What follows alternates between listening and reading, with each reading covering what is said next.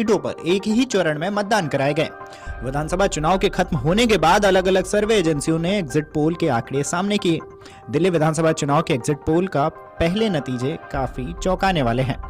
दिल्ली चुनाव के पहले एग्जिट पोल के नतीजों में आम आदमी पार्टी को झटका लगा है।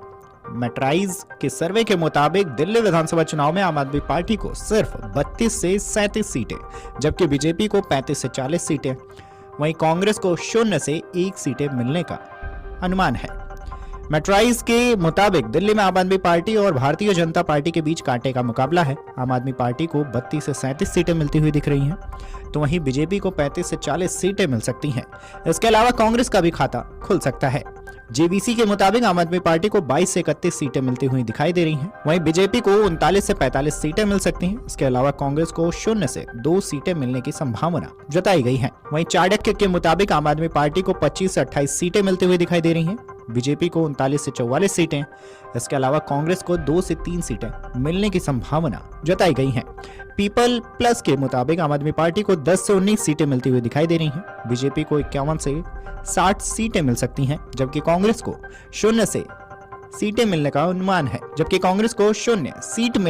अनुमान है वहीं पीपल्स इनसाइट के सर्वे के मुताबिक वहीं आम आदमी पार्टी को 25 से 29 सीटें मिलती हुई दिखाई दे रही हैं, बीजेपी को 40 से 44 सीटें मिल सकती है, जबकि कांग्रेस को 1 सीट मिलने की संभावना है। बता दें कि दिल्ली में विधानसभा की 70 सीटें हैं, इनके लिए 699 उम्मीदवार मैदान में हैं।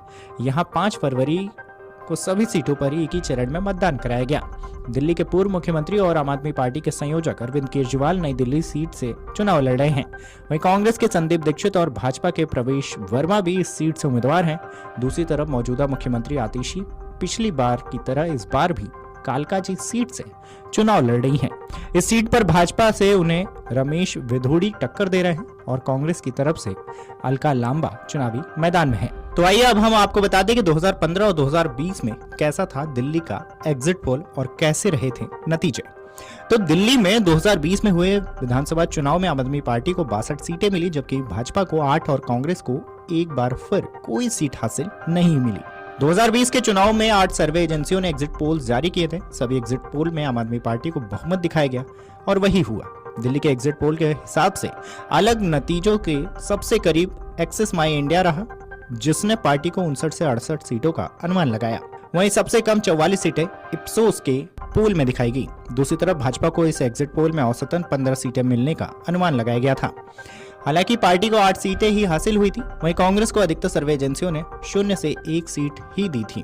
नतीजों में एक बार फिर कांग्रेस का खाता नहीं खुला है। वहीं इससे पहले 2015 के विधानसभा चुनाव में 6 सर्वे एजेंसियों के एग्जिट पोल में आम आदमी पार्टी को सीधा बहुमत मिलता दिखाया गया था।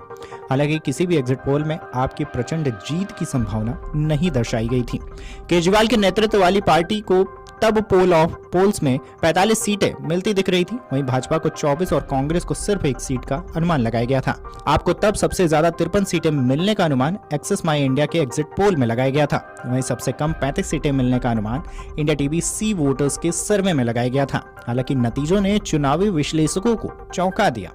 आपने इस चुनाव में 67 सीटें जीतकर इतिहास रचा था।